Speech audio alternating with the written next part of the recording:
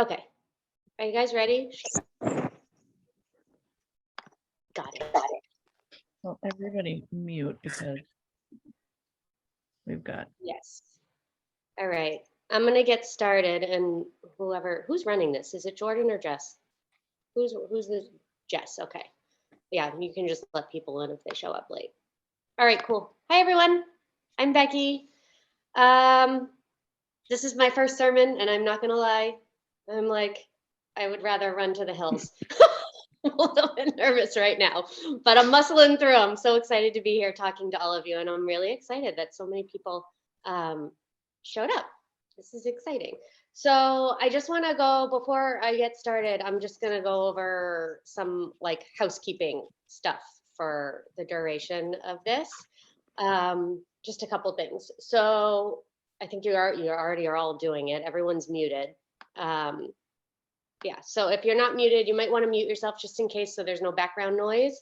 And you can use the chat for any comments or questions while I'm jabbering away over here.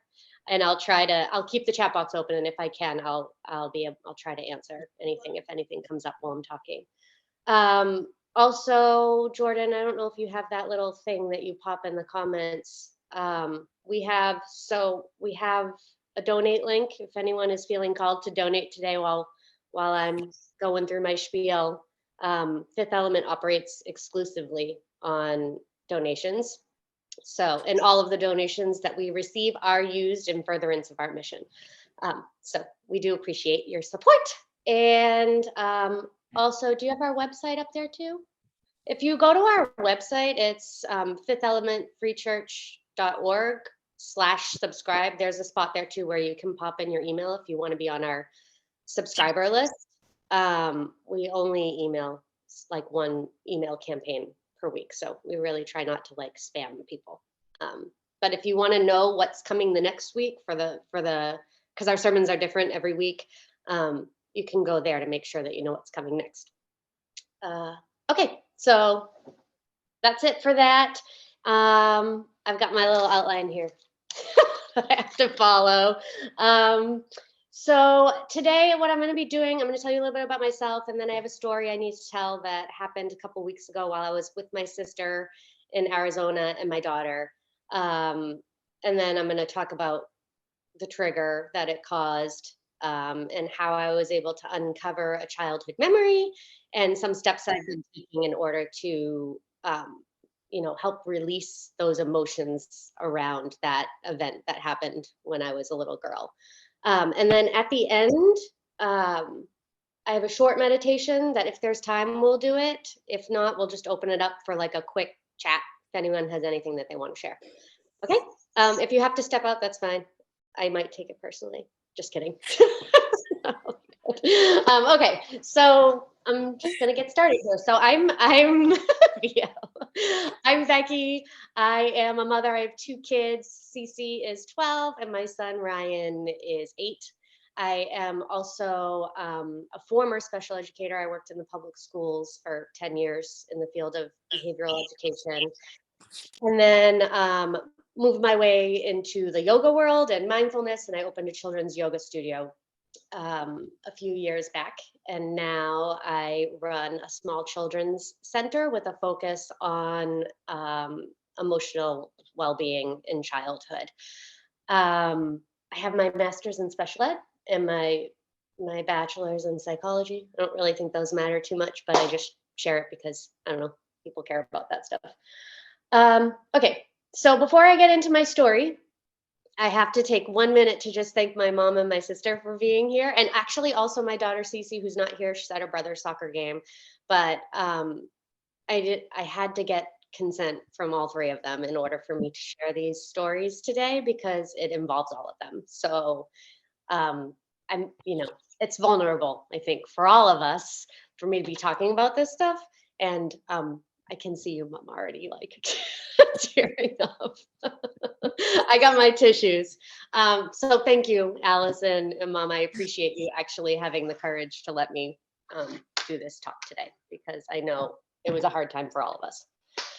Okay, so a couple weeks ago, I went on a little trip with my sister and my two kids. We went to Arizona and spent a few days in Scottsdale, and then we headed up to Sedona.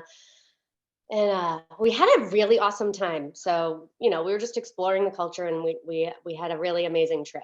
Um, and on our way home, so we were driving from Sedona down to Phoenix. And I was sitting in the car with my sister, and the scenery is beautiful, and the radio's on. The kids are like totally entertaining themselves in the back seat. And my sister and I are just having a nice chat. And I turned to her and I was like, I have to do my first sermon in a couple weeks, and I'm so nervous. Like, I know what I want to talk about, but I don't know how to relay the point. Um, I'm kind of used to see the thing for me is that I really love um, storytelling as a way of teaching points, and I've written a personal blog for years, so I'm used to being vulnerable in writing, but I've never done it talking. So this was my first time, and I was really trying to find like a potent story that I could share with you guys in order to try to demonstrate my point. And Alice and I were chatting, and I was like, I just don't like. I know I want to talk about triggers and how kids trigger us, and we can use it to heal our own childhood stuff, but I don't know what I don't know what story to tell. Like, I don't have a good one. I don't have a really good one. And so I don't know. We chatted for a little while. We didn't really come up with anything. And so a couple hours later, we're in we were in Phoenix in a shopping mall parking lot, and it was actually a highly stressful situation, as it was anyways, because our Uber driver, it was just like, I won't get into it. It was a mess. We were super stressed. And we had just gone out to eat. Cece had housed a bowl of macaroni and cheese, the bread, a soda, just like shoveled it in, right? And then we're back in the car. And we're waiting for the Uber for this like transition with cars to get to the airport, and the clock is ticking. And all of a sudden, Cece's in the back seat and she starts crying. And I turn around and I ask her what's wrong. And she says, my stomach hurts. And then she starts crying, like crying really, really hard. And I am like immediately, you know, as a mom, obviously, when your child doesn't feel good, uh, your response is supposed to be compassion and empathy, and you want to nurture them and make them feel better. And none of those things happened for me. And this is actually a pattern with this particular thing with Cece, is that when she gets stomach aches, I get annoyed, like angry. I can't respond to her the way that she deserves to be responded to. Sorry, I might cry. um, so that was what happened. So when that happened, Cece decided she was going to get out of the car and sit on the curb for a couple minutes. And I turned to my sister and I was like, why, I am so triggered right now. And she looked at me like totally baffled and was like, why? And I was like, I don't know. And so this is the first thing, is that like, rather than just having the trigger, I definitely had an emotional response to what was happening, but I didn't lash out at her. Like, I took a moment to just observe how I was feeling, and verbalized it out loud to Allison that I was feeling this way. I didn't know why, and I was having a hard time processing. So, anyways, I take a minute. I'm sitting in the front seat. Cece's sitting on the curb, crying her heart out. Ryan's sitting next to her.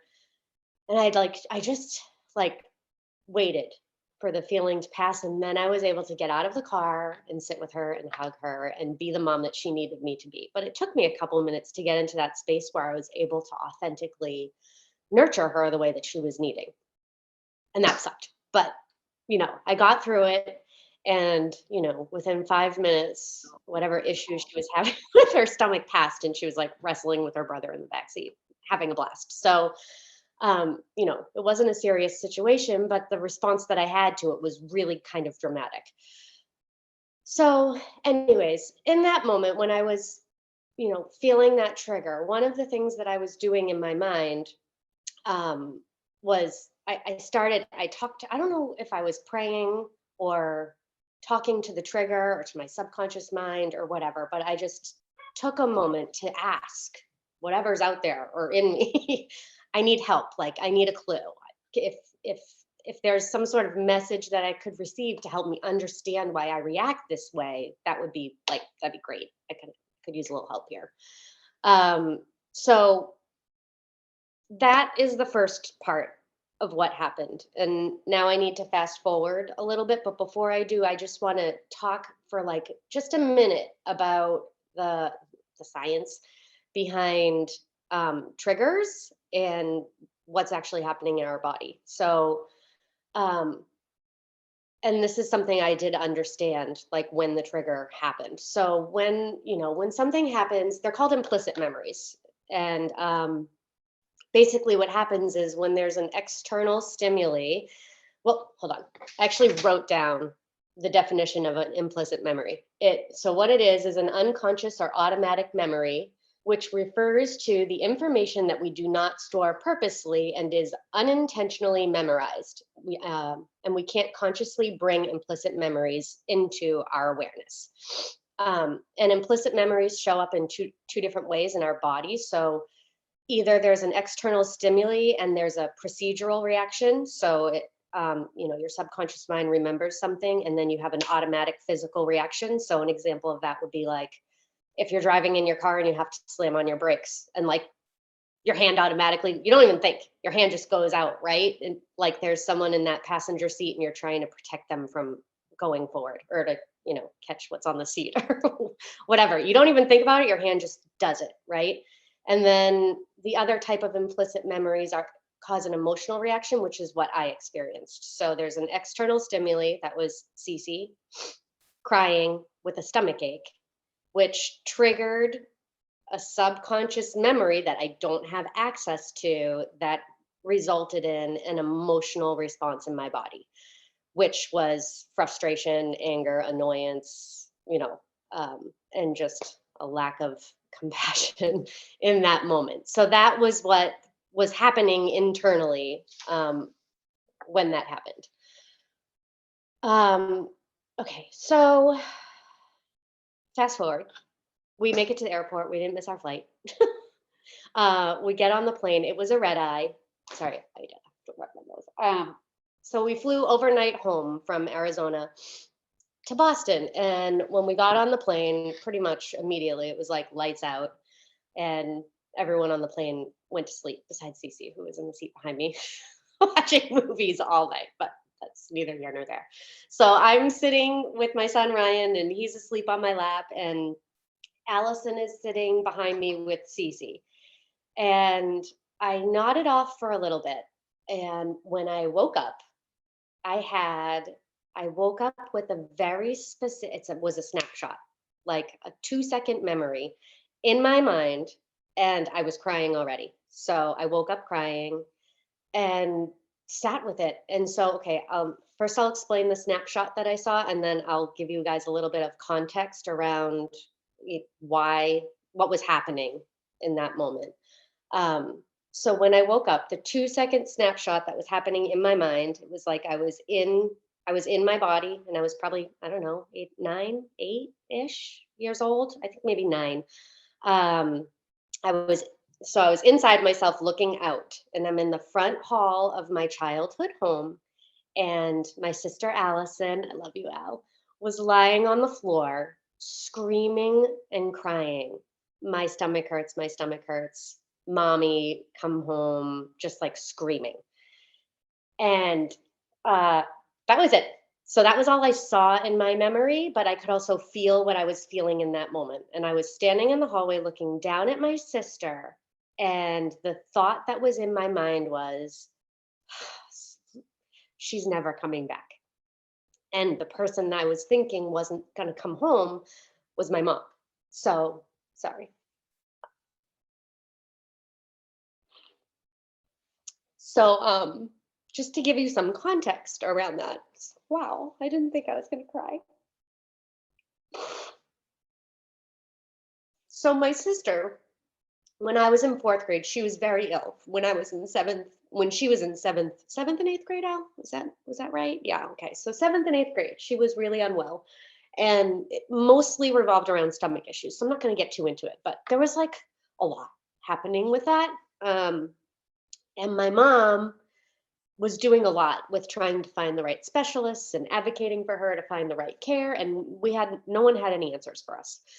Um, and it was a lot because she would just scream and cry all the time when she had stomach aches, and my mom never, ever, ever yelled, ever. Like, I have no real memories of her ever, like, flipping out on us. So that night was particularly alarming to me as a 9-year-old because she snapped that, for whatever reason that day, she, like, went off the handle, and it's not something I've ever witnessed before. So she kind of yelled something along the lines of, "I can't take it anymore."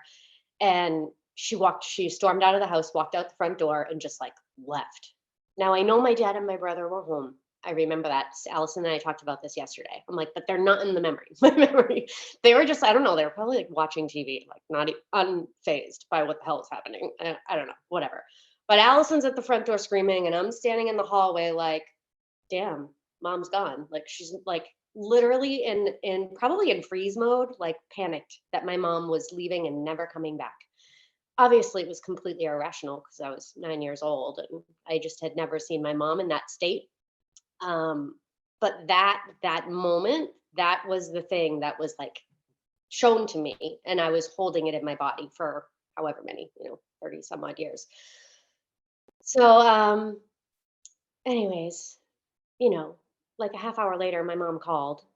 And then I remember the phone call and Allison on the phone crying, asking her to come home, and mom saying, "I just need a break. Like, I just need a minute." And a couple hours later, she was back home, and things were fine. So, um, anyways, that was the thing that came up to me, and the thing that was really so interesting to me was that this childhood memory of trauma that was held in my body was something, like, not something that you would think is, like, incredibly traumatic. It was my mom having a moment and putting herself first because she needed a break. But how I processed it as a 9-year-old was really traumatizing, and it's been held in my body for all those years. So, anyways, I talked a little bit before about how, I mean, I think the biggest piece in this whole puzzle for me has been bringing awareness to the trigger. So when your child um, does something and you have that automatic emotional response, just bringing awareness to the fact that it's, like, completely out of your control and is in response to something that you don't have access to is, like, such a huge first step in the healing process as, a parent who's trying to make sure that you're not, the trickle down effect isn't bleeding, seeping out onto your child. um and then the other thing that I have done since then is cry, like, every single day, especially in the car, which is really funny because when I think of my mom growing up, you would cry in the car. That's where I cry too. So I've been, for the last 2 weeks, it's like whenever it comes into my mind, instead of, like, pushing it down, I've just been letting the tears come up and out, and I've been just crying, like, a lot. And when that happens, uh, like, when I'm about to cry and I feel myself wanting to push it down, I'm bringing awareness to where in my body I'm feeling that resistance. And for me, I'm sure, it's different for everyone based on what the trauma is and where you're holding it. But for me, it was in my throat and in my jaw, and having to consciously, in the moment when I'm feeling sad, letting those go and then letting myself cry. So, hi, Olivia. Sorry, I didn't see you till just now. Um, and then the last couple things that I've been doing too in response to this, well, one of the things is I've been listening to inner child meditations almost daily since then, and every time I just, like, cry as I listen to it, but I keep going back to that. So it's like, and I think we'll probably have time for the meditation at the end of this. We're going to listen to the meditation that I like to use. And what I've been doing is he says to picture yourself in a garden, but I've been bringing myself back to my front hallway in my house and giving myself a hug, when I was in that moment. And then And then there's the reconnection piece that I actually have been dragging my feet on with with my mom and my sister. Like I knew that this sermon was coming up and that I didn't want to do it without letting my sister and my mom know what I would be talking about. And um, I actually waited till yesterday to call them each individually and be like, so by the way, this is the story I'm going to tell. Is that okay? And of course, both of them were like, that's fine. I definitely made my mom cry because she didn't realize, obviously back then she didn't even know that that was happening inside of me or that that was like a thing. But it's been good for me in that I've like had this open conversation with both of them and Cece. Actually, I used it as an opportunity to talk to her and ask her um, if she feels when I'm triggered. And she actually said yes. And she knows it's actually, she said, it's not when I cry, it's when I yell when I cry. And I was like, makes sense. So those are the big major things that came up for me that I wanted to share with you. I also since then have been digging in, and it's funny because actually, Vio, I think it was with you a few weeks ago. We were talking about just our childhoods in general, and something came up around the fact that my sister was sick for a long time when I was a kid, and she said like that must have been really hard, and I was like, not really, and like it's like I didn't even have the awareness that it was hard until I had this experience and was able to tap into that childhood memory. And I've been digging into it a little bit. And I went on Google and did some searching, and it's called well child syndrome or the glass child syndrome, which is when you're the sibling of a child that's unwell and how that impacts you, like the trauma response that it has on kids like me. So just knowing that has been really healing for me and gives me permission to be sad about the fact that I went through what I went through in that experience. Sorry. Uh, so that was what I wanted to get through for today. And actually, I think now would be a great time, Jordan, for the meditation so I can turn off my video and, you know, mute myself for a minute. So we have this meditation is actually it's by the Honest Guys. I don't know if any of you know who they are. They are on YouTube and their meditations are free and they're amazing. The guy's voice sounds like David Allen Boucher from Magic, Bedtime Magic. If any of you remember him, I don't even know if he's still on there, but he's amazing. Except this guy has an Australian accent. So I hope you guys enjoy it. It's about 10 minutes. So if you want to turn off your video or if you want to, you don't have to, but it's about 10 minutes long and then we'll come back together and have a little chat. Okay. All right, Jordan, we're good.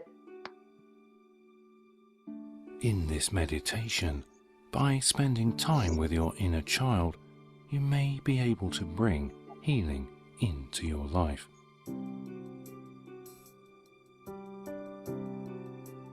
Find a quiet place and sit or lie down. Close your eyes.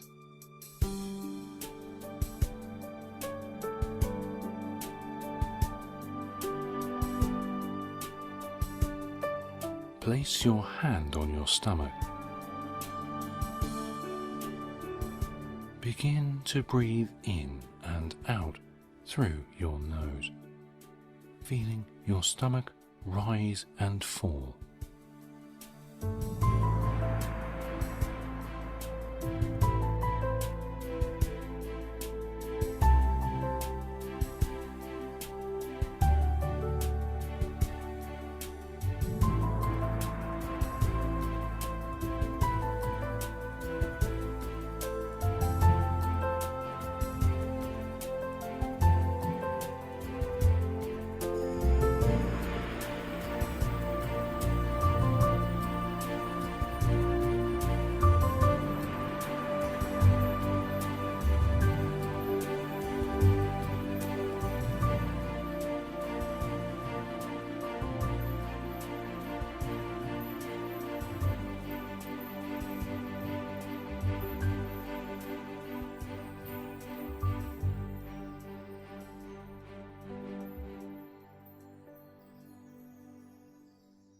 Imagine yourself in a lovely garden filled with warm sun.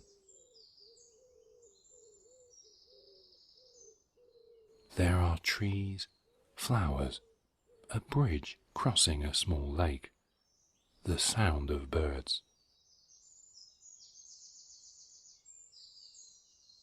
There is a child in the garden, and as they turn to look at you, you see that it is you as a child.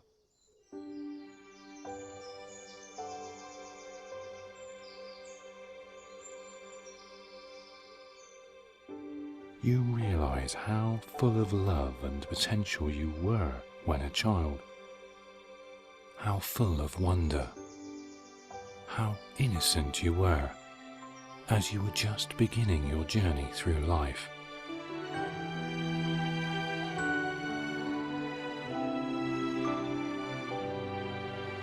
As you walk closer, the child runs to you and you kneel to embrace them.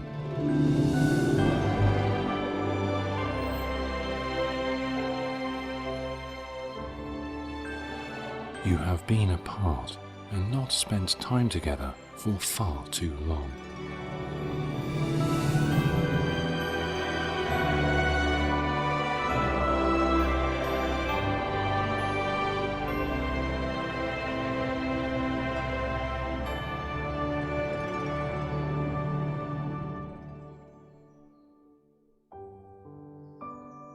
Spend some time with your child, doing whatever he or she wishes to do.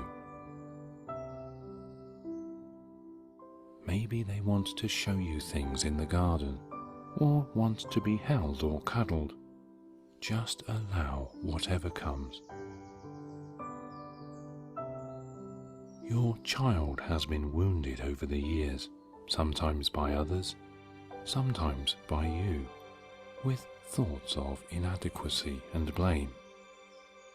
Recognize any hurt or pain they feel and do not judge. Simply understand.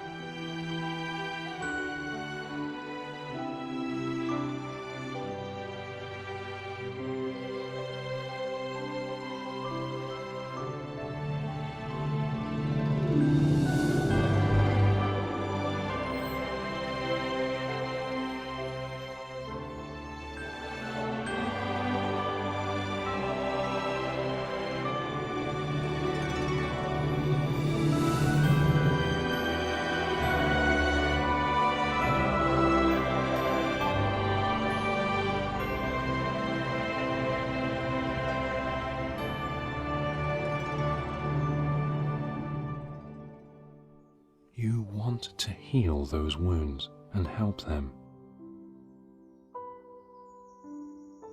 You tell them that you are very sorry for anything you have done to them, and for all that has been done to them by others.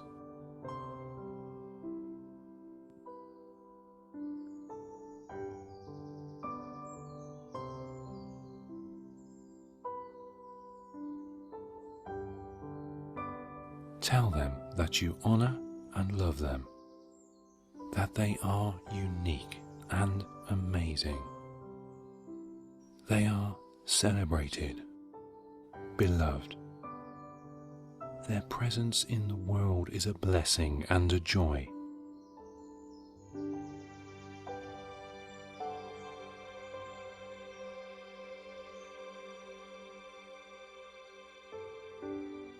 Tell them they will never know how many people they have helped simply by existing.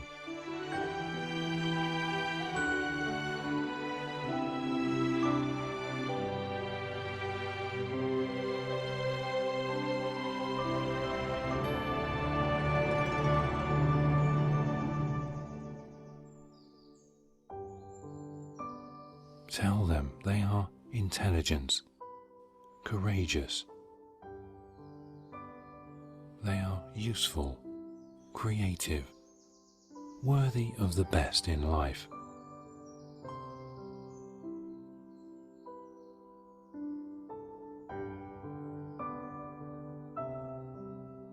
Tell them, holding them, that you are so very proud of all they have come through. You absolutely approve of them and encourage them, instilling confidence and positivity.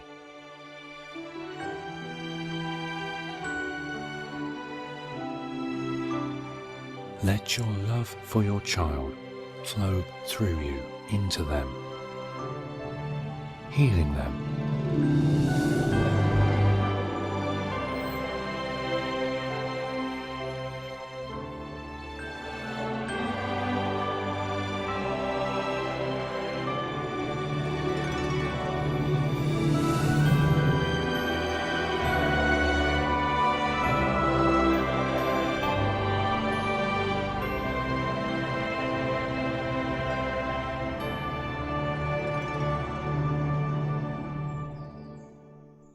When you let go of your child, they are smiling. There is a light shining all around them. You sit there as they wave to you and run across the bridge, carefree and happy.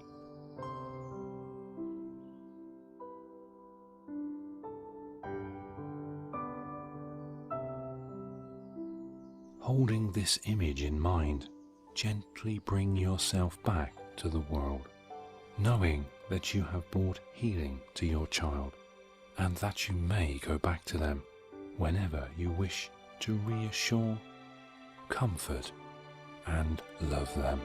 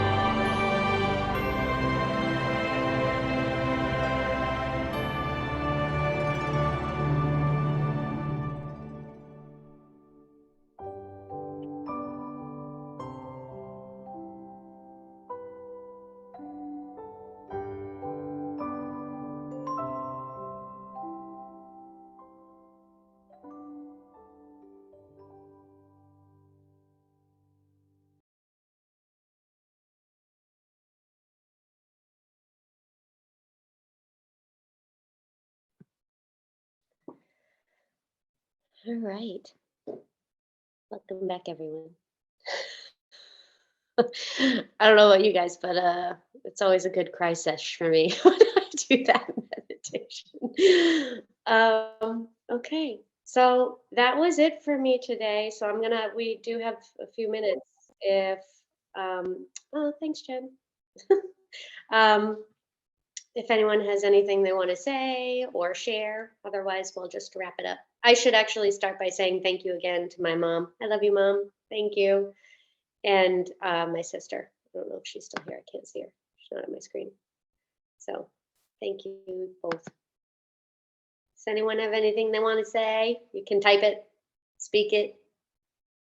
Otherwise, we can just wrap it up for the day.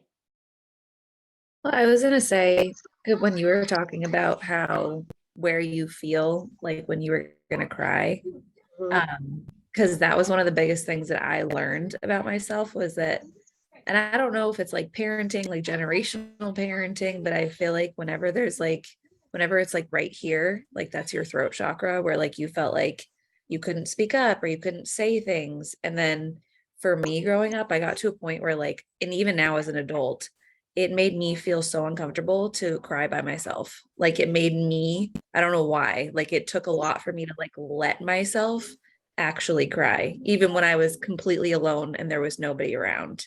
Yeah. And so it's just like fascinating, but also like glad I'm not alone. Like, Yeah. so that like it's from that same spot. Yeah. The conditioning is real. Yeah. I think in that time period of my life, obviously Allison was the focal point and she, for good reason. And so, yeah, it's like I learned, okay, you know, I had to kind of keep my own stuff to myself because there was enough going on. Yeah, Yeah. I hear you. Same. Yeah.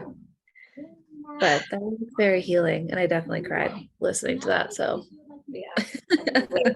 Their whole channel is so good. I go to bed listening. They're on iTunes, I think, and Spotify. can you share it in the chat so we know who they are? Is that possible? Yes. Yeah, I'll Maybe put in an it in email there. or something.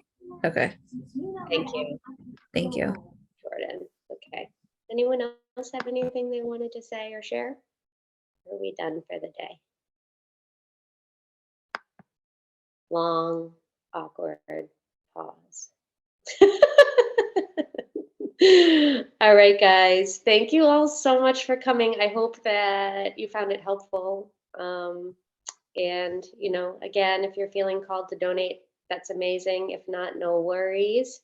And we'll be back next week. So next week, Jordan is going to be presenting, and she's going to be talking about using mindfulness in order to create an apothecary, right? Yeah, how to build your home Yeah. apothecary using mindfulness and intuition. Yep. She's There will amazing. be So, action steps, and we will be breaking into groups. It will be fun. yay. A little round robin. Something like that. Yeah. Something like that. So we're gonna have to Awesome. practice breakout rooms, is what you're saying? Yeah, we got that. We got it. All right. Well, thank you all so much for coming today, and hopefully we'll see many of you next week. This was not easy for me, but still fun at the same time and amazing and healing. So I appreciate you all showing up and supporting us here. So have an amazing rest of your day, Thank and we'll see you guys all soon. Okay. Thanks, Becky. All right. Thanks, guys. Bye. Bye.